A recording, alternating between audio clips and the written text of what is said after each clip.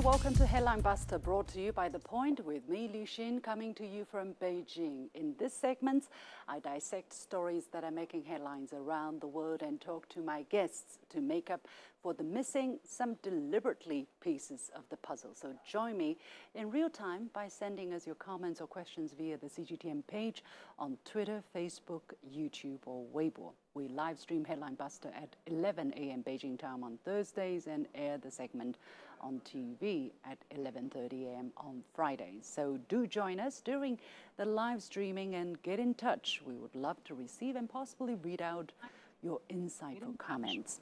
This week, our focus is population.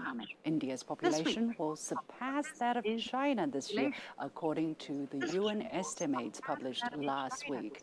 The ink was barely dry on the State of World Population report that foreign media went into overdrive, verging on the hubristic.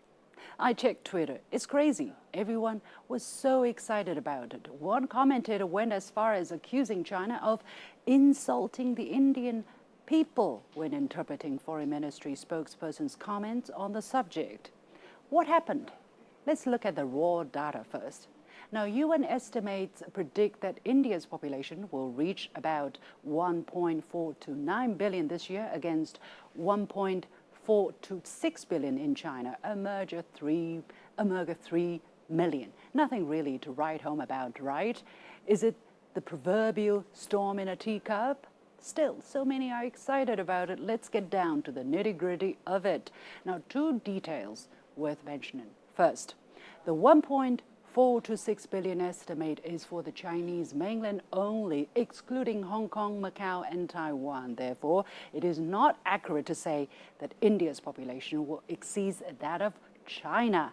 Secondly, the report is comparing apples with oranges. The most reliable figures for India's population came from the 2011 census. The latest census should have been carried out in 2021, but it was delayed because of COVID. However, in July 2020, India's Census Office released projections for the country's 2012 to 2036 population growth, which can serve as a kind of official estimate of its current population. And the numbers, according to this estimate, put India's population in 2023 to be 1.388 billion, significantly less than the UN estimates and less than that of China.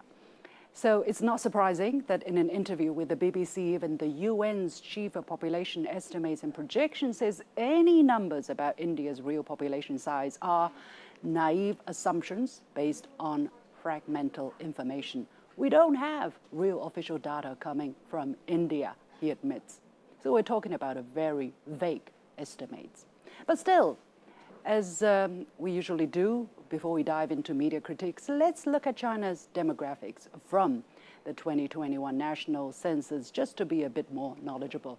Now, things are not as grim as they're being portrayed. The national population was 1.443 billion persons, if you can remember that number, including Chinese mainland, Hong Kong, Macau, and Taiwan. The population on the Chinese mainland was put at 1.412 billion, which is an increase of 5.4% compared with a decade ago. Now, the average annual growth rate was 0.53%. However, it has to be said, the total population of China of the Chinese mainland slightly decreased by 850,000 in 2022. The further aging of the population is, however, a noticeable trend, and China has set the wheels in motion to address the issue. As a result, although the proportion of those aged 60 and above has gone up, average life expectancy also rose from 74.8 years in 2020 to 77.9 years in 2010. That was 74.8 years and 77.9 years in 2020. That means the average Chinese is living 3 years longer. It's easier to remember, right? Also worth noting is China's tremendous efforts in education and training. Compared to some 9% in 2010, about 15% of Chinese received university education by 2021. That is some 240 million people. That's more than 70% of the population of the United States. That's what Foreign Ministry spokesperson Wang Wenbin was referring to when he mentioned quality of the population. Is nothing short of a miracle which propelled China's double-digit growth over the past decades. And as a result, a 400 million plus middle-income group has emerged in China, the largest in the world. It's obvious how China's growth has added much-needed fuel to the world economy in the past decades. Despite a slower growth in population since the 1980s, China's share of world GDP rose significantly, and its global clout is expanding by the day. Now, don't these figures and facts have any bearing on the matter in hand? Most Western media stories seem to have ignored them, so that the story could probably fit in the narrative like a glove. It follows, in my eyes, a time-honored pattern of looking for a crack in China's armor and rub salt into the wound. Let's have a closer look at their modus operandi. First, discrediting China. Now, as a rule of thumb, most Western mainstream media will bang on about any piece of story that can take China down a notch or two. The population story is yet another attempt, in my eyes, at just that. Look at those headlines. For the New York Times, for instance, a shrinking and aging population will make it harder to sustain economic growth and achieve its geopolitical ambitions to surpass the United States. Well, not that sure. The latest figures show that China's economy grew by 4.5% in the first quarter, the fastest pace in a year and among the highest in the world, and it's still going strong. Then, this doom-mongering story on CNN probably took its cue from a Hollywood disaster movie and tried to instill anxiety, saying that China reported one of its worst economic growth numbers in nearly half a century last year, underscoring the steep challenges the country faces as its labor force shrinks and the ranks of the retired swell. Well, that's a bit rich coming from a media that claims to be the most trusted name in the news, but cherry picks what it deems newsworthy. Why not use the 4.5% number, as I said? Maybe that won't fit into the narrative so nicely. And this New York Times article closes ranks around that feeling of global impending doom and blames China's so-called shrinking population. China struggled for years to curtail its rapid population growth. Now that its population is declining, economists and others fear serious implications for China and countries around the world. This article portrays China's population growth slowdown as entirely negative and filled with dire, if not catastrophic, consequences. These stories are highly misleading in my eyes because they take into account raw figures and not the actual trends and the larger picture. For instance, did they mention that India's population growth is also slowing? Fertility rates have fallen from 5.7 births per woman in 1950 to 2.2 today. Do Western media have similar concerns about India's population? Apparently not. Why? Well, there seems to be a consensus in some in the West that India is a democracy, therefore one of us, and communist or autocratic China, one of them. So when it comes to demography, one man's meat is another's poison. China's huge population was problematic, but not India's, because India is even more now a democracy, a larger one. The NRIT goes a little bit overboard and prophesizes the advent of an Indian century. Exit China, enters India. India is West's new goat, apparently, just because it becomes the world's most populous country. More than one story mentions India, the world's largest democracy, as if the combination of huge population and Western-style democracy was the sole yardstick to assess a country's achievement. Pull the other one. Are Western media genuinely happy for India, or is it merely a more convenient pawn in Western eyes, a force numerous enough to counterbalance China? But the icing on the cake is that such a perspective is also fraught with Western-centric bias and smacks of China bashing. Let's go back to this piece from the NYT claiming that China's shrinking population is a problem for everyone. Well, should it actually read China's shrinking population is a problem for the West? because the article says that a shrinking population could mean a decline in spending by Chinese consumers, threatening global brands depending on sales of products to China, from Apple smartphones to Nike sneakers. So, less Chinese equals less cheap labor and consumers for Western brands. This Western-centric way of looking at the world is the problem. The Wall Street Journal repeats the cliched India as the world's largest democracy, saying that the world's center of gravity is shifting. At least they didn't use the word pivot, if you get my drift.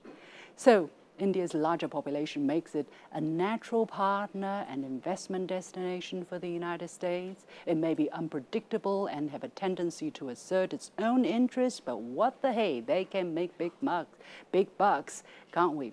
It might even be a bonanza like China 30 years ago.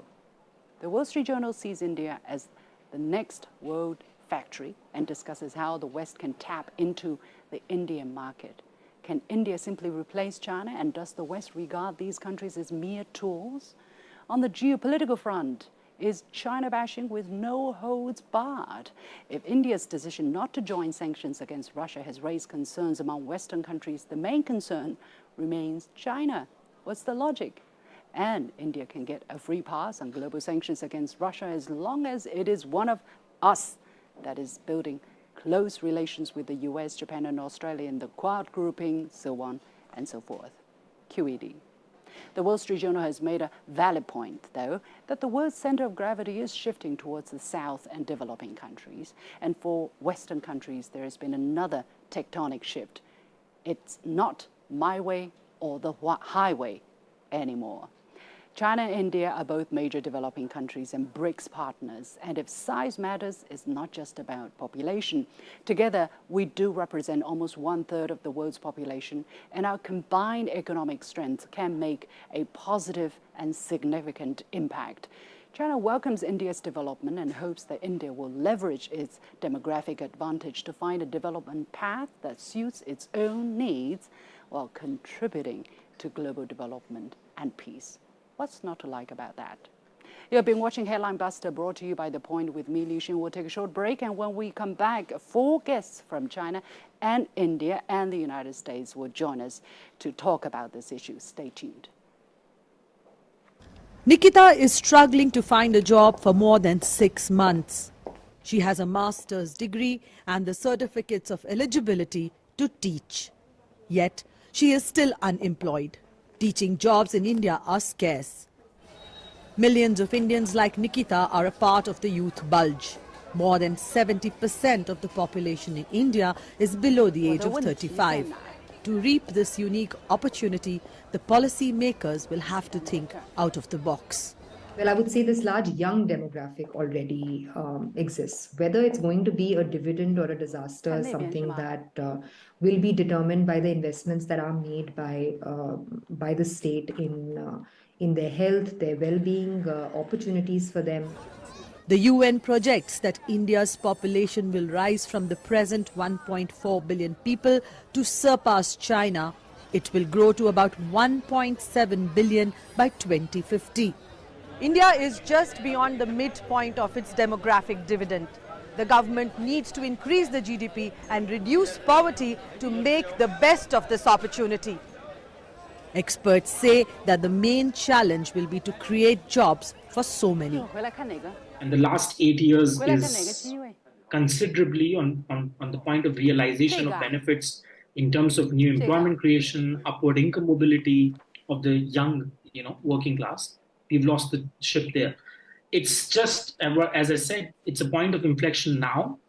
Whatever we choose to do in terms of policy-making decisions will have serious ramifications, not just for the young, but also for the old.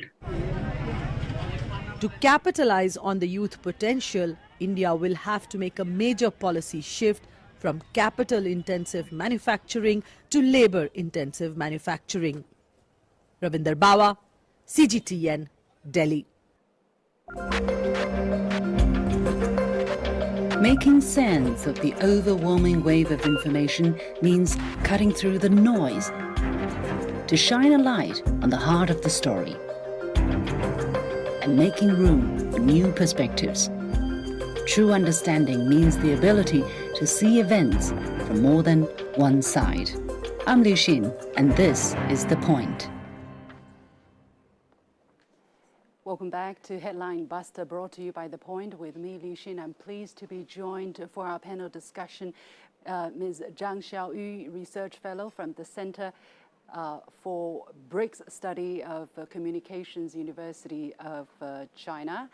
Senior Asia-Pacific International Relations Policy Specialist Surabh Gupta from the Institute for China-America Studies, joining us from Maryland, the United States. Professor Michael Powers from the School of Economics and Management of Tsinghua University, and last but not least, Professor Huang Yinghong from OP Jindal Global University, joining us from Shenzhen. The warmest welcome to all of you. So let's get to the discussion once again. What we're talking about is based on incomplete data, estimations used based on incomplete data that India is projected to surpass China's population by the middle of this year. But the trend is there, that is for sure. And I also want to say, although we were just looking at the story about unemployment challenge in India, there is also an unemployment challenge in China, especially among young people. That has to be said. So let me go to Ms. Zhang first. What is your assessment of the importance of size when it comes to population? Does size matter, or should other factors be taken into equal consideration? Thank you for having me here today. I think it is important to discuss population scope at the moment because it means the market size in general. But more importantly, we need to think about the challenges of the population scope, because if we want to see the demographic dividend, we need to solve many problems. Actually, China has done a great job during the past 4 decades.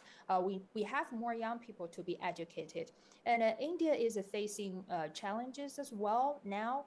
I would not say quality, but social challenges for young people, including education, medicine, and also caste discrimination in higher education and general society especially. So what we are going to talk about the population scope and also including the population trend in future, I think more importantly, we should pay more attention to problems and challenges, especially in these two aspects.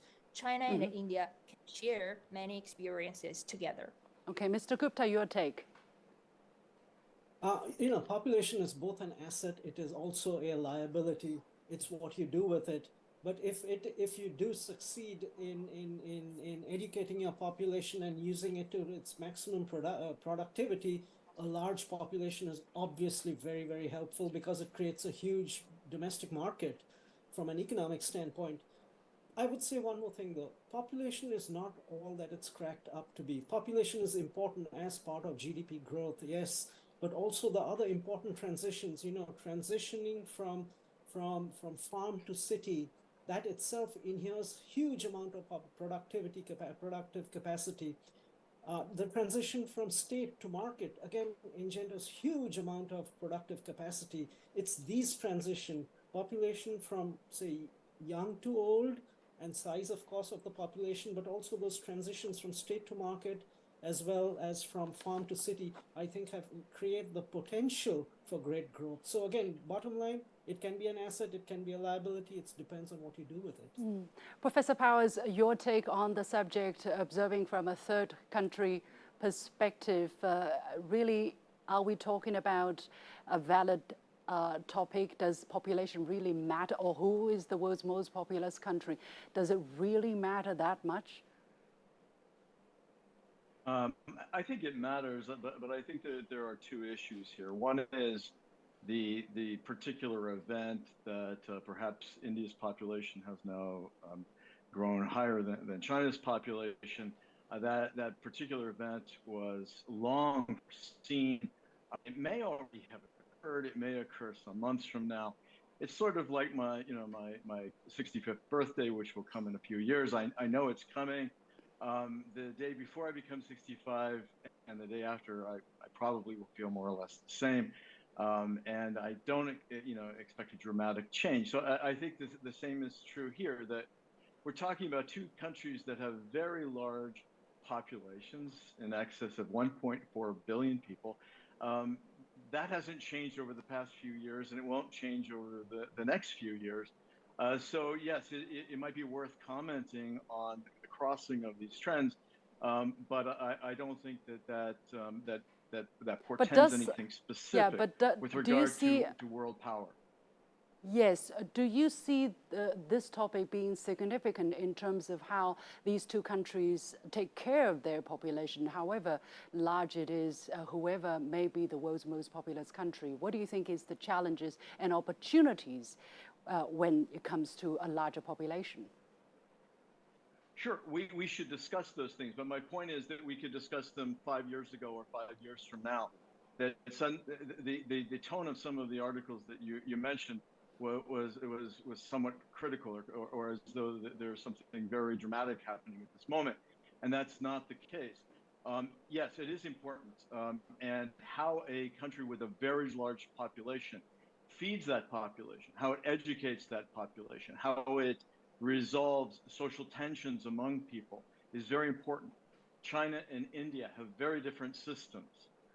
China, you mentioned in the West, people like to say it's the world's largest democracy. Well, democracy has some positive aspects, but one of the negative they call India.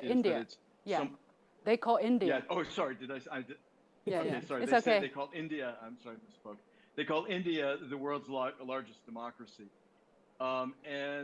Democracy has advantages, but one of the disadvantages is that it's adversarial in nature.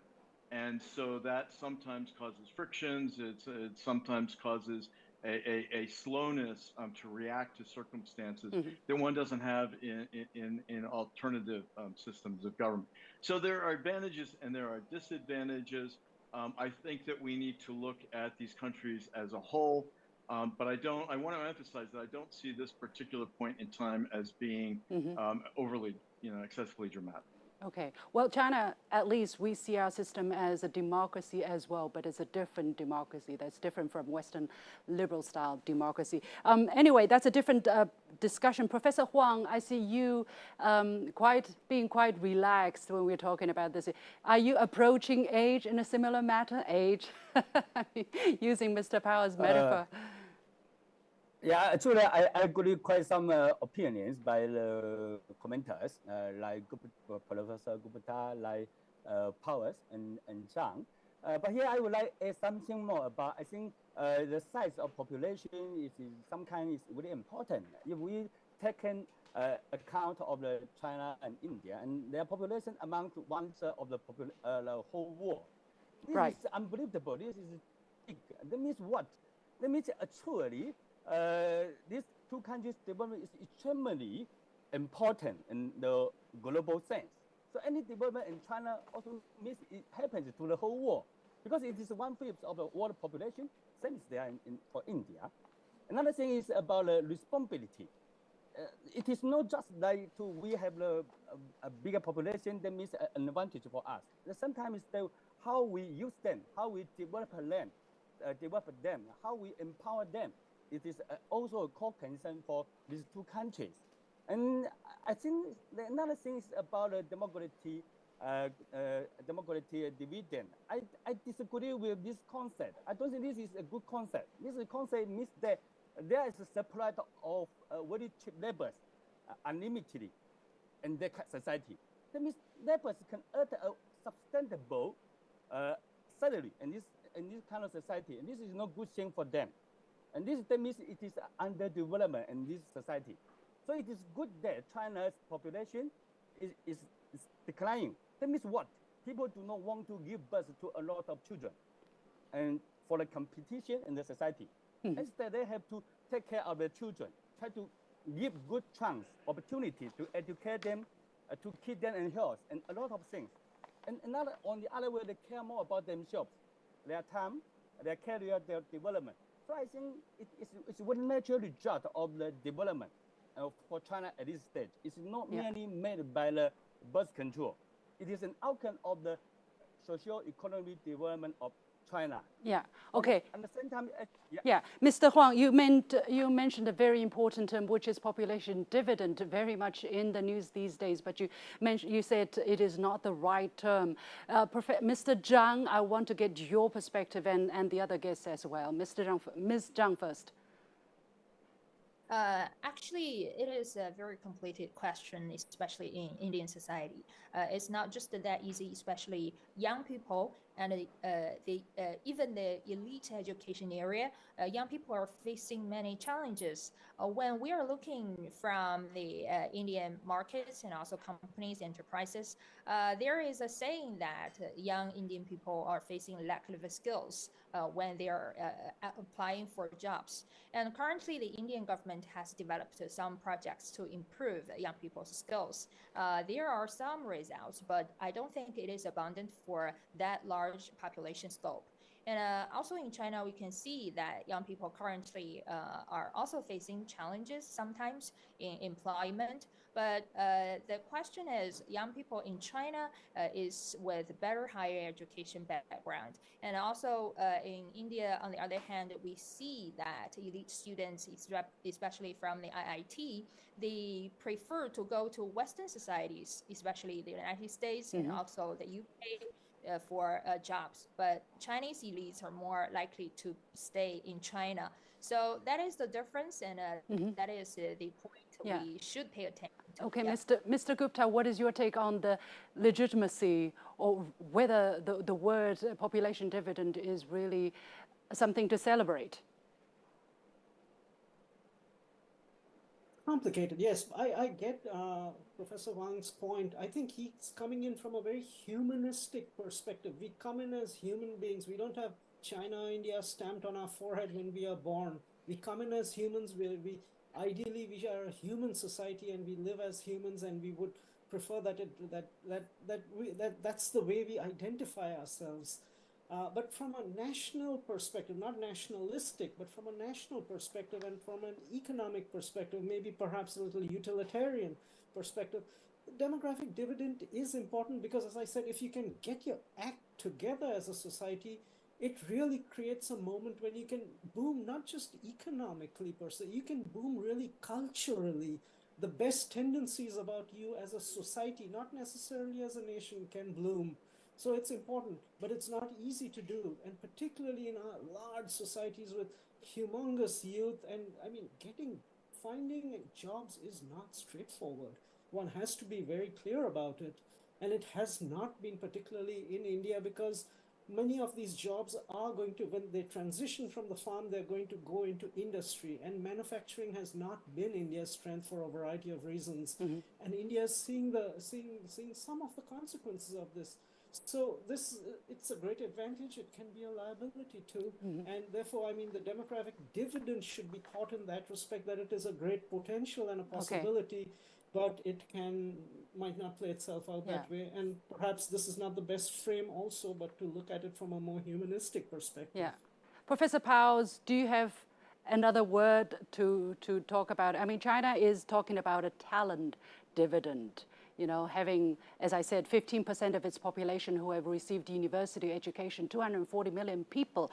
That's incredible. So China is, instead of focusing on the number of population, but the quality of population, hence from demographic dividend to talent dividend. But is there a better way to put it if you have ever thought about it?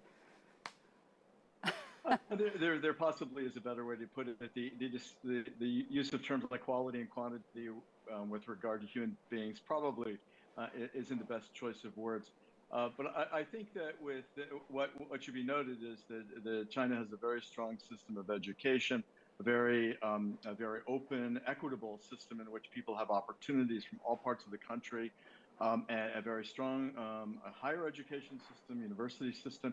We now have trained millions of people, and actually now more of the challenge is to find good jobs for those people. The country certainly has grown. It leads in many aspects of telecommunications and information technology and logistics and so forth. But it still has people that are young people, especially who are looking for jobs in the cities. and the economy will need to continue to grow to find jobs for those people. So we're not in a situation in which China is running out of people to generate economic growth. Okay, finally, Professor Huang, please keep it short, but I do want to give you the last word. What is the challenge for China right now, besides trying to keep its population still growing instead of declining, if that is possible, but finding jobs and feeding these people, providing them with good quality life? I think we do not need to worry too much about Chinese population, because even Chinese population keeps to grow. But it is among the largest populous country in the world. The scale is very, very big. It is 1.4 billion, and the third one, like the U.S., maybe just 400 million. So it is only one third of the Chinese population. So the population size is very big. Even India may overcome China sooner or later, or maybe not. But this is not the issue. It is a marginal difference between these two countries. They are still very big. So the problem is how to empower these people, develop them, and give them jobs. And so I think that the core issue is the system, the social and economic system. Is if this system can educate them, can train them, and can empower them, then there's no problem.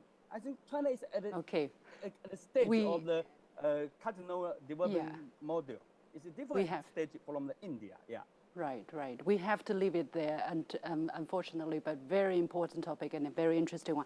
Many thanks to Ms. Zhang Xiaoyu, Research Fellow with the Center for Break Studies from Communication University of China, Surab Gupta from the Institute of China-America Studies, joining us from the United States, Professor Michael Powers from Tsinghua University joining us from Beijing, and Professor Huang Yinghong from OP Jindal Global University joining us from Shenzhen, Southern China. And with that, we come to the end of this edition of Headline Buster, brought to you by The Point with me, Liu Xin. As always, you can follow me on Facebook and Twitter using the handle Liu Xin in Beijing. On behalf of the whole team, thank you for watching and have a great Labor Day holiday. Thank you.